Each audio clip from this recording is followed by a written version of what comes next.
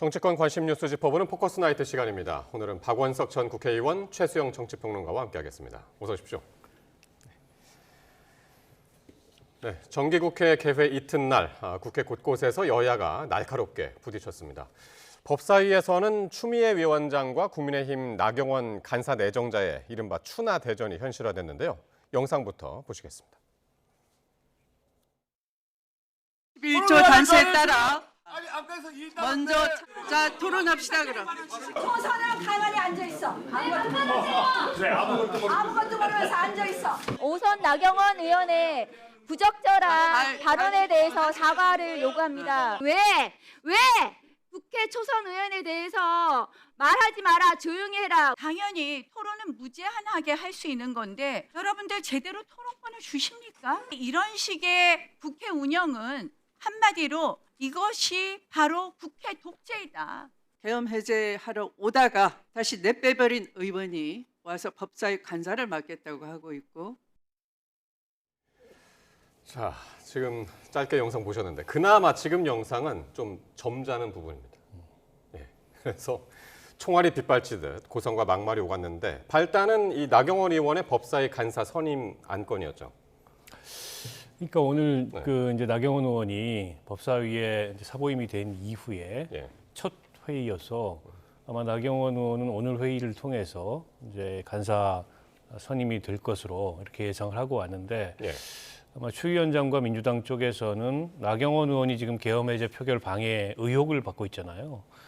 그래서 그런 부분이 해소가 되지도 않았고 그리고 이제 계엄 당일날 윤석열 전 대통령하고 통화도 했고 이런 게 밝혀지지 않았는데 법사위 간사를 맡는 게 맞느냐 이런 문제의식 하에 어쨌든 법사위 간사 선임을 지금 미룬 상황인 것 같아요.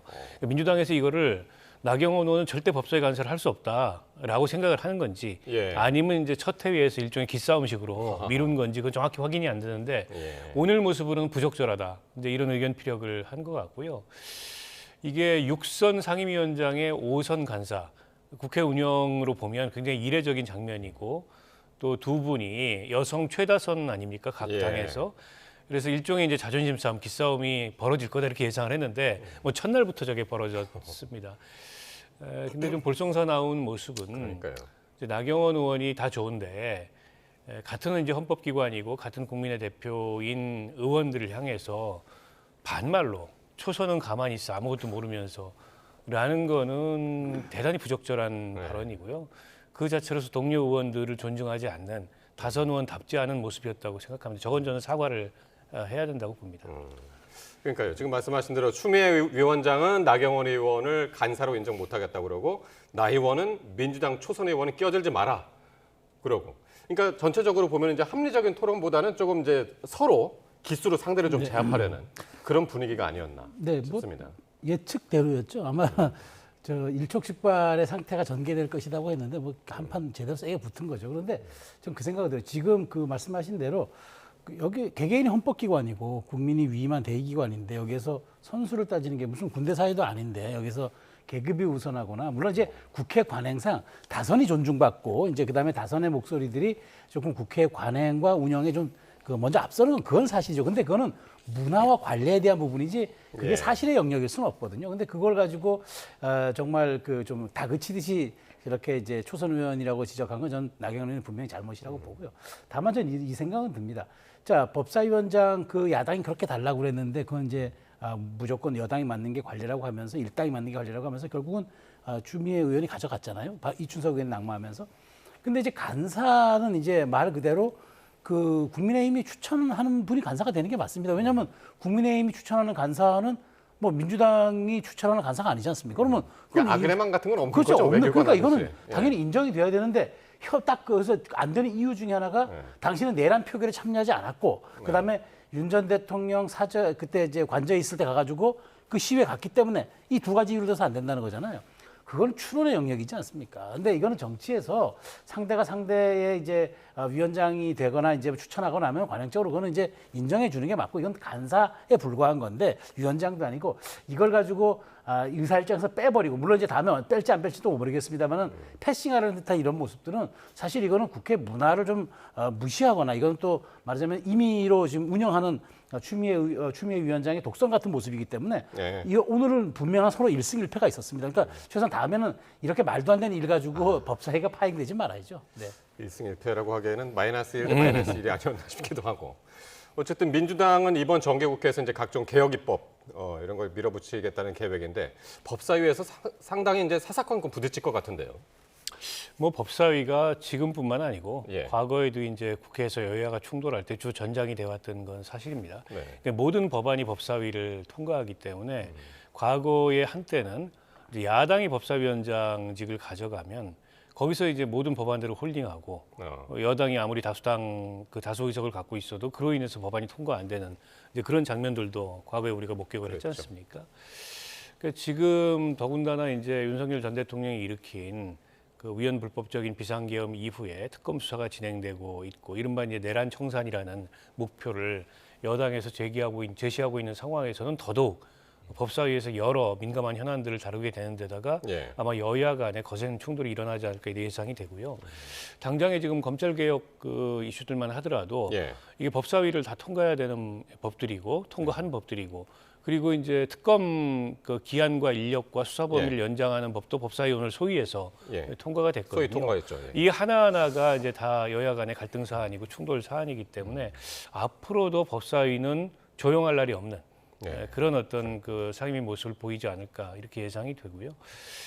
그렇더라도 저는 운영의 묘를 서로 간에 좀 발휘를 해야 된다고 생각합니다. 여야가 뭐 대립이 있는 사안에 대해서 충돌하는 건 불가피한데 네. 충돌은 충돌이고 또 그 과정에서 협의할 건 협의하고 합의할 건 네. 합의하는 모습을 보여야지 1년 365일 저렇게 싸우기만 해서 이제 국민들이 보기에 이제 국회 운영을 바라보는 그런 걱정만 더 늘어나지 않을까 싶습니다. 예.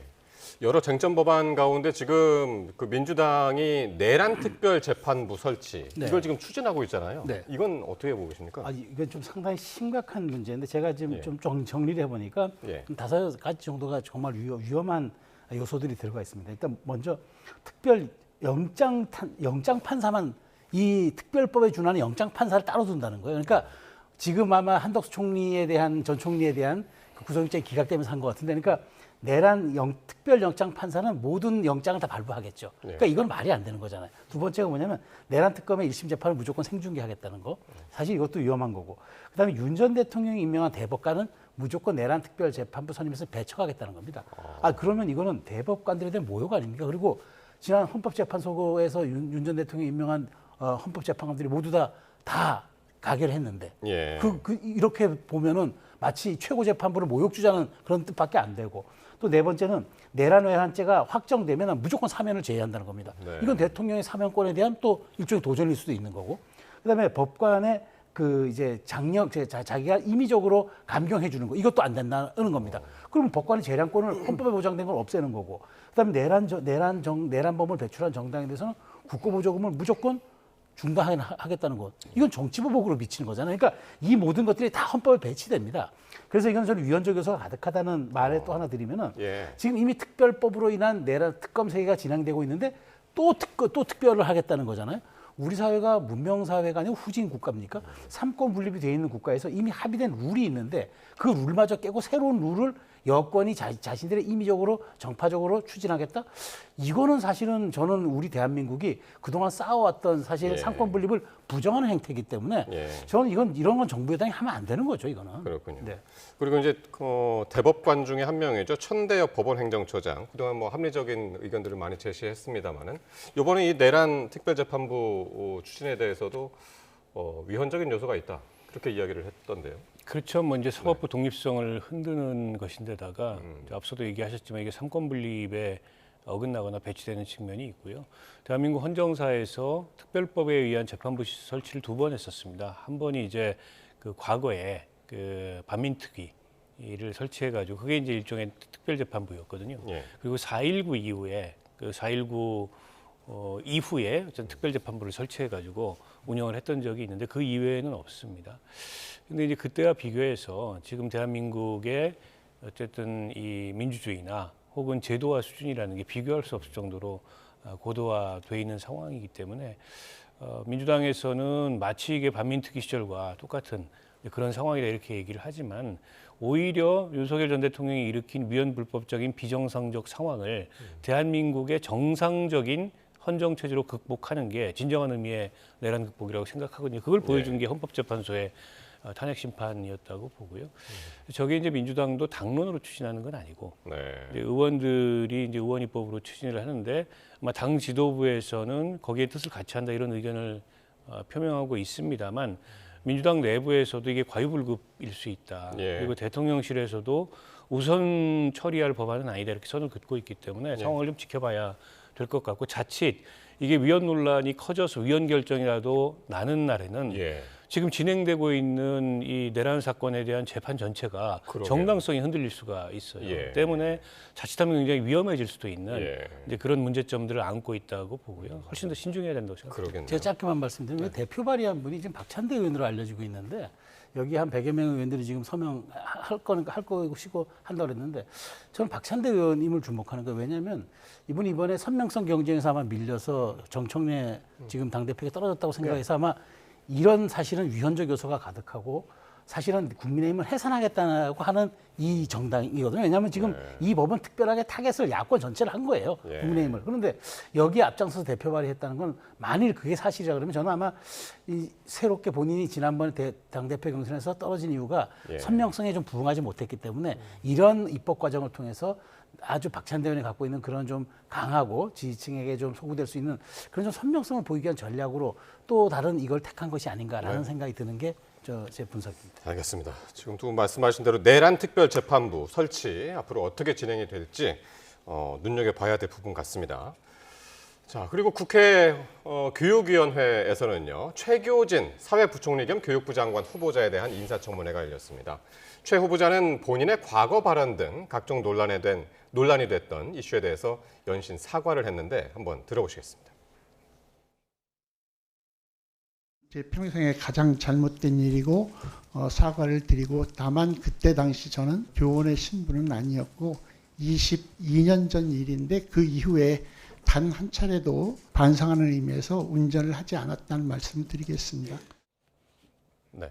일단 이 음주운전 부분요. 음주운전 전력에 대한 사과를 했긴 했는데 평생에 가장 잘못된 일이다.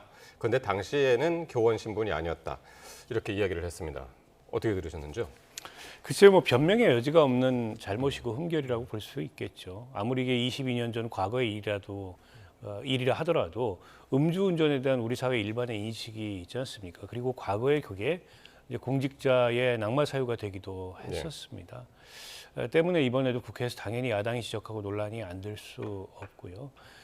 다만 이제 저걸 이제 낙마 사유로 보기에는 지금 그 정부나 여당이 정치적 부담이 너무 커요. 만약에 이번에 또 지난번 이준석 후보자에 이어서 최교진 후보자까지 낙마를 하게 되면 교육부 장관 후보자가 2번 연속 낙마하게 되고 자칫하면 이게 인사 자체가 표류할 수 있거든요. 그래서 비판은 비판대로 받고 본인은 또 낮은 자세로 사과하되 저걸 가지고 이제 낙마까지 가지는 않을 것 같다 이렇게 전망을 하고요. 뭐 그 이후에도 지금 여러 가지 논란이 있습니다. 과거에 SNS에 썼던 그런 얘기들이라든지 혹은 이제 교사 시절에 뭐 본인이 이런 일들이 있었다라고 얘기한 것도 과연 교육자로서 적절한 행동이었냐 이런 논란이 있지만 앞서도 말씀드렸듯이 이게 낙마 사유까지 될 만한 그런 논란으로는 여권에서는 보고 있지 않은 것 같다 이렇게 생각합니다. 그렇군요. 그러니까 지금 국민의힘에서 오늘 계속 강조하던 것이 뭐였냐면 특히 이제 뭐 공직자 중에서도 교사가 음주운전을 했던 과거 전력이 있으면 되느냐. 일반 교사 공무원들도 음주 전력이 있으면 상당히 이제 중징계 대상이잖아요. 그 부분을 상당히 강조를 하더라고요. 그러니까 실제 교원 인사에서요. 5대 이제 그 말하자면 승진이라든가 그다음에 임용 그다음에 이제 뭐 전보 여기에 불이익이 5가지가 있는데 그 중에 이제 그 들어가는 게 음주운전하고 그다음에 이제 뭐 뇌물 같은 거 받으면 안 되는 거예요. 근데 그 음주운전이 왜 5대 기준에 들어가겠습니까? 교육자의 승진에. 그러니까 이게 굉장히 사회 표상이고 모범이 돼야 할 만한 분들이 우리가 사표가 된다고 얘기하잖아요. 스승이라는 것들은. 근데 거기서 이제 안 되는 거고. 그다음에 이분에 또 그 논문 표절하니까 이분이 또 이렇게 얘기합니다. 그 2006년도 그러니까 논문 표절에 대한 어떤 기준이 새롭게 정해지기 전에 있었던 일이기 때문에 좀 봐달라는데 아니 표절의 기준이 과거가 있고 미래가 있고 현재가 있습니까?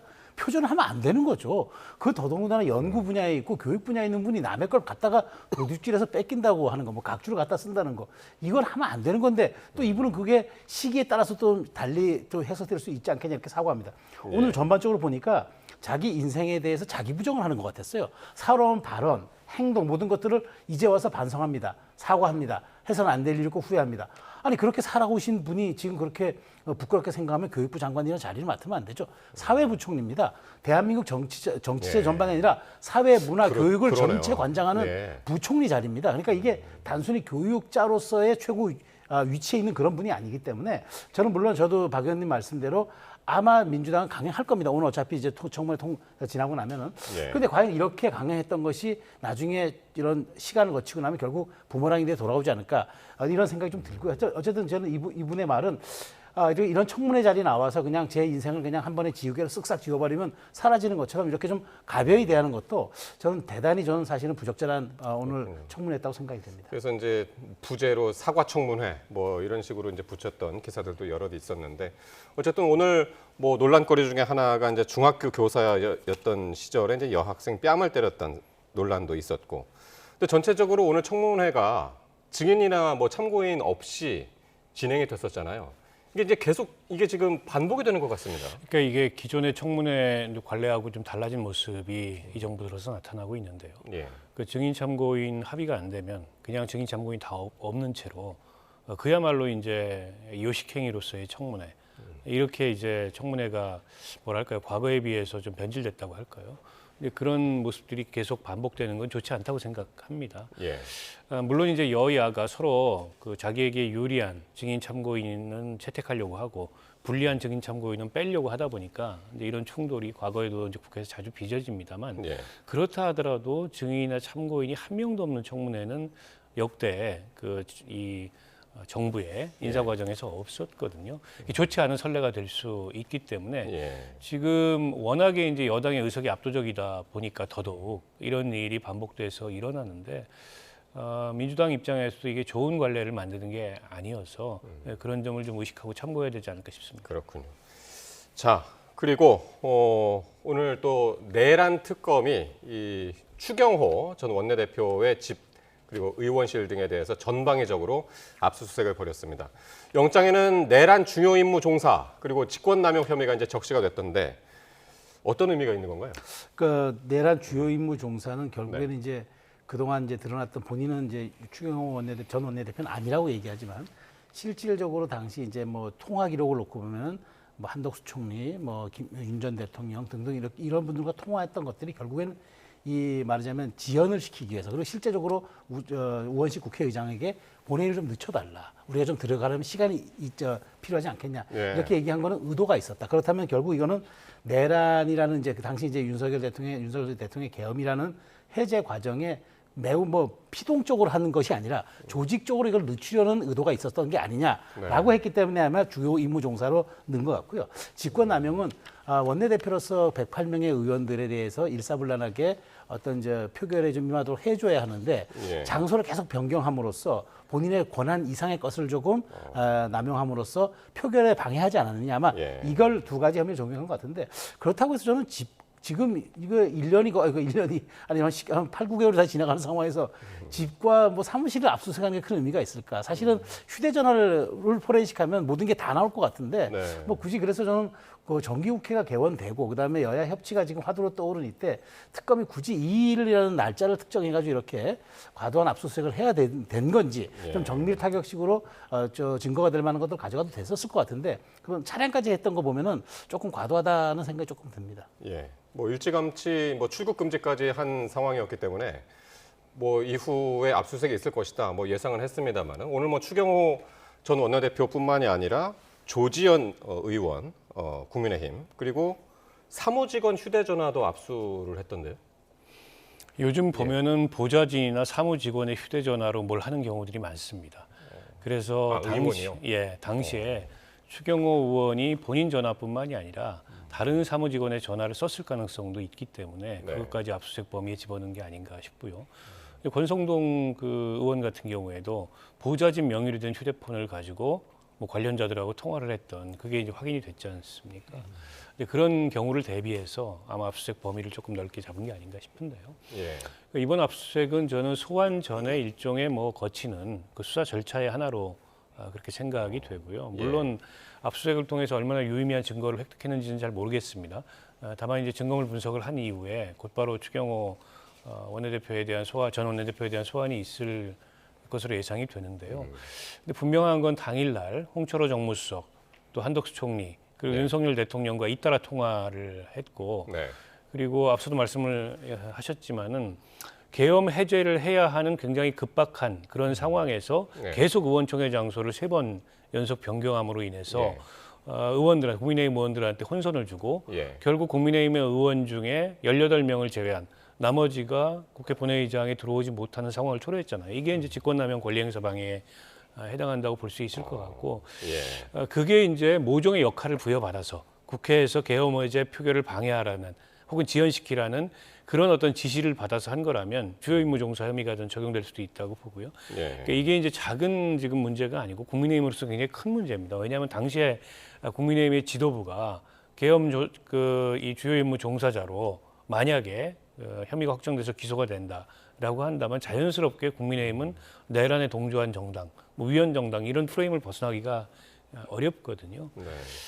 국민의힘으로서는 결코 작은 문제가 아니라고 보고 그리고 지금 추경호 전 원내대표뿐만이 아니라 권성동 의원뿐만이 아니라 지금 특검 3개 진행되고 있는 특검에서 수사 대상이 돼 있는 국민의힘 의원들이 한 10여 명 정도 됩니다. 그게 이제 연쇄적으로 국민의힘의 부담으로 작용을 할 텐데 장동혁 신임 지도부가 출범을 했습니다만 뭐 첩첩산중인 상황이 아닌가 싶습니다. 그러니까요. 단순히 오늘 뭐 의원실을 찾아가가지고 항의를 했습니다만 그게 추경호 전 원내대표에 관한 사항뿐만 아니라 이게 점점 더 확대될 수 있으니까 그걸 좀 우려하고 있는 것 같습니다. 실제 그렇죠. 내란 특검 이제 이 3개 특검이 전방위적으로 지금 사실 대구 경북만 3명이에요. 그러니까 임종득 그 의원, 그다음에 추경호, 조진우. 그러니까 사실 그 TK만 지금 3명인데 이제 어디까지 확산될지 모르죠. 왜냐하면 이게 지금 김건희 특검 같은 경우는 아직도 16개 혐의가 있는데다가 이게 명태균 같은 경우는 또 다른 전선이 또 나올 수 있고 그래서 권성동 의원의 그 말하자면 체포동의안 표결이 선언적으로 그래서 이제 뭐 나는 국회의원 권리를 그러니까 불체포 특권 권리를 포기했다로 보이지만 실제적으로 거기에 임하는 국민의힘의 속내는 좀 복잡하죠. 이게 우리에게 올 수도 있고 나에게 올 수도 있을 때인데 과연 이거를 우리가 다 가결을 시켜줘야 돼. 그러니까 뭐 가결을 시켜줘야 되느냐 이런 현실적인 고민들이 지금 진행되고 있는 이 수사의 속도와 무관하지 않은 것 같아 보입니다. 자 그리고 윤석열 전 대통령 구치소 CCTV라면서 이 19초짜리 영상이 온라인에 퍼지고 있습니다. 민주당하고 혁신당 의원들이 최근에 이제 서울구치소에서 체포영장 집행 당시의 영상을 확인을 했는데 그 일부가 지금 유출이 된 거죠? 정황상? 뭐 정황상 그렇게 보이는데 조금 이해는 안 됩니다. 저런 이제 구치소 같은 특수시설에 방문을 할 때는 국회의원들도 제가 알기로는 전화기를 다 맡기고 들어가는 걸로 알고 있어요. 근데 그거는 아마 그 CCTV 화면을 공개하는 장면을 누군가 촬영한 것으로 지금 보이지 않습니까? 그게 과연 어떻게 가능했을까? 지금 아마 서울구치소 측에서 진상조사를 한다고 하는데 결과를 좀 지켜봐야 될 것 같고요. 결과적으로 그 당시 CCTV에 찍힌 상황이 공개는 안 됐지만 저걸 이제 열람한 의원들의 상세한 브리핑을 통해서 국민들이 대충 어떤 상황이었는지 다 이해가 되는 지금 그런 결과로 나타나고 있고요. 지금도 저걸 공개할 거냐. 심지어는 뭐 국민의힘에서도 이럴 바에는 아예 공개하자. 일방적으로 민주당 의원들의 설명으로 이 본질이 호도되느니 아예 공개하자 이렇게 주장을 하는데 과연 그 공개가 그 바람직할지 그게 과연 국민들의 알 권리에 해당하는 걸지 또 우리 국격에 어떤 영향을 미칠지 여러 가지 생각해봐야 될 점들이 있다고 봅니다. 그러니까요. 지금 이게 어떤 화면이냐면 뭐 많은 분들이 아직 못 보셨을 텐데 그러니까 직접 누군가가 그러니까 의원들이 서울구치소 가서 이제 모니터를 봤을 거 아닙니까? CCTV를 이제 틀고 그 모니터를 누군가가 촬영을 하고 그 유튜브 라이브로 중계를 했고 그걸 또 유튜브 라이브를 누군가 휴대전화로 찍은 것이 지금 유출이 된 것 같다. 지금 그렇게 보는 거잖아요. 그렇죠. 근데 있어서는 안 될 일이죠. 이게 보안시설이잖아요. 아니 보안시설에서 어떤 일이 벌어집니까? 그러니까 만일 지금 이게 추정이 되는 게 그게 이제 지금 다른 데서 이게 공개되지 않았기 때문에 유일하게 공개된 게 지금 그 상황인데 그럼 그렇게 유추해볼 수밖에 없는데 실제 그걸 보는 게 어떻게 실시간 중계됩니까? 그러니까 저는 이게 저도 뭐 이게 영상 아직 못 봤는데 네. 캡처된 것만 저는 봤는데 예. 그게 사실이라면 이거는 사실 여기에 참석했던 분들, 봤던 분들, 수행했던 사람들, 그다음에 현장에 있었던 사람들 다 조사받아야 돼요. 예. 그러지 않으면 이걸 밝힐 수가 없어요. 그리고 이게 구치소 같은 경우에는 제가 정말 그 보안시설로 분류돼가지고 뭐 박 의원님 말씀하신 대로 뭘 할 때는 아마 이제 휴대전화를 맡기거나 사진 촬영이 아마 안 되는 걸로 알고 있는데 이렇게 허술하게 이게 공개되는 과정을 거쳤는지 예. 아니면 이게 의도적으로 이런 과정을 통해서 이거를 흘리려고 했는지 이런 부분들을 한번 들여다봐야죠. 이거는 이건 정말 이건 사실관계 좀 파악해야 된다고 봅니다. 자, 이런 가운데 직접 영상을 확인한 서영교 민주당 의원은요, 윤석열 전 대통령의 영장 집행 당시 상황을 구체적으로 전했습니다. 다만 이를 공개할지를 두고는 공방이 치열한데 한번 발언 들어보시겠습니다. 첫 번째 갔을 때 수의를 잊고 있죠. 그러다 벌러덩 누워버리면서 반말과 뭐 여러 가지를 섞어서 합니다. 그러니까 다시 생각해 시간을 주고 왜냐면 마음을 정리하라고 또 특검은 예의 바르게 합니다. 그리고 갔다가 다시 왔더니 바뀌어버린 거죠, 상황이. 또 두 번째 특검이 갈 때가 있습니다. 그때는 완전히 위아래가 수위는 벗고 있는 상황이죠. 국회 여부를 떠나서요. 그런 것들을 왜 국민들에게 알려야 합니까? 지금 민주당 의원들이 본인들만 보고 본인들 입맛에 맞는 설명만 그렇게 하는 이게 정말로 반민주적인 것이죠. 저는 차라리 이 정도 됐으면 국민들에게 공개하고 국민들의 판단을 받는 게 맞다고 봅니다. 본인들은 정말요? 보고 왜 국민들은 안 보여줍니까? 네. 그러니까 서영교 의원은 CCTV에서 이러한 것들을 봤다라고 이야기를 했고 이렇게 하더라. 그리고 지금 신동욱 의원은 왜 민주당 입맛에 맞는 장면만 골라가지고 그렇게 이야기를 하느냐. 차라리 다 공개해라. 지금 이렇게 이야기를 하고 있는 거죠. 네. 그러니까 뭐 이제 브리핑이 일방적이다 이런 지적을 그렇죠. 하면서 그럴 바에는 공개하라 이렇게 얘기를 하는데 저 공개는 좀 바람직하지 않다고 생각합니다. 민주당 내부에서도 저 자체를 공개하는 거는 우리 국격이나 나라의 위신에 걸맞지 않기 때문에 공개하지 않는 게 바람직하다 이런 목소리가 있고요. 이게 이제 진상이 뭔지를 가지고 크게 논란이 되거나 또 이게 뭐 인권 침해다 해가지고 윤석열 전 대통령 측에 무슨 거센 반발이 있거나 이런 모르겠는데 대충 이제 그 진실이 뭔지 국민들도 이해할 수 있거든요. 결국 전직 대통령답지 않은 식으로 어쨌든 체포영장 집행에 불응했고 그걸 이제 제한된 그 국회의원들이 가서 CCTV 열람을 통해서 확인했고 국민들한테 설명을 했으면 대충 국민들이 어떤 상황인지 지금 이해가 됐거든요. 근데 굳이 이거를 공개까지 해가지고 어떻게 보면 그 민망한 모습을 전 국민이 확인하고 또 이게 이제 공개가 되면 외신이나 이런 데 안 나갈 방법이 없잖아요. 그게 어쨌든 어떤 법익에 부합하는지 잘 모르겠어요. 일각에서는 뭐 이게 여전히 논란이 있고 여전히 이걸 가지고 인권 침해 주장을 하니까 진위가 뭔지 가려보자. 오히려 그게 이제 국민의 알 권리에 부응한다. 뭐 이런 주장도 있는데 뭐 국민의 알 권리까지 얘기할 문제는 아닌 것 같고 충분히 어쨌든 법사위원들의 설명으로도 당시 상황이 이해가 되고 그리고 윤 대통령 측의 주장이 별 근거가 없다는 게 확인이 됐기 때문에 이 논란은 이제 넘어가는 게 맞지 않나 싶습니다. 그러니까 국민의힘 법사위원들이 일단 저 자리에 안 갔습니다. 법사위 자격으로 이제 민주당, 조국혁신당 이제 이 의원들이 가서 이제 본 거고 국민의힘 의원들은 아직 못 본 상태고 그 상황에서 이제 민주당은 이거를 이제 공개할지 안 할지 이거를 이제 더 신중히 검토하겠다라고 이제 그런 상황이고. 네, 사실 저렇게 선별적인 언론 플레이 하는 건 저도 부적절했다고 봐요. 그러니까 보고 나서 그냥 총평 정도만 했으면 되는데 저렇게 구체적으로 1차 때는 어떻게 하고 2차 때는 사실상 화면을 유추할 수 있게 생중계한 거나 다름없잖아요. 근데 이번에 저도 보면서 느낀 게 이번에 한미 정상회담에서 트럼프 대통령이 무슨 그 글을 올렸습니까? 도대체 한국에서 무슨 일이 벌어지고 있는가? 뭐 교회에 대한 압수수색, 뭐 오산 기지에 대한 압수수색 다 알고 있잖아요. 그런데 그게 사실은 국격과 우리나라의 어떤 그 말하자면 국위와도 이렇게 다 연결이 되고 세계가 실시간으로 한국에서 무슨 일이 일어나는지 다 아는데 전직 대통령의 이런 그 말하자면 구치소 안에 있는 이 CCTV까지 공개된다면 외신들이 얼마나 사실은 이게 좋은 먹잇감이겠습니까? 그러니까 이거는 이걸 위해서도 국격을 위해서도 이건 맞지 않고요. 다만 이제 더 이상 저는 이 논란은 없었으면 합니다. 여기까지입니다. 왜냐하면 이걸 가지고 논쟁하는 게 무슨 국민들 삶에 도움이 됩니까? 오히려 국민들의 우라와 귀에 스트레스만 더 정말 그 가중시키지 않겠습니까? 정치권이 이런 부분들은 피해가는 지혜를 발휘해야 된다고 봅니다. CCTV 공개는 물론이고 이 논란 자체에 대해서 더 이상 언급이 안 했으면 좋겠다. 자, 여기까지 듣겠습니다. 지금까지 박원석 전 국회의원, 최수영 정치평론가와 함께했습니다. 고맙습니다.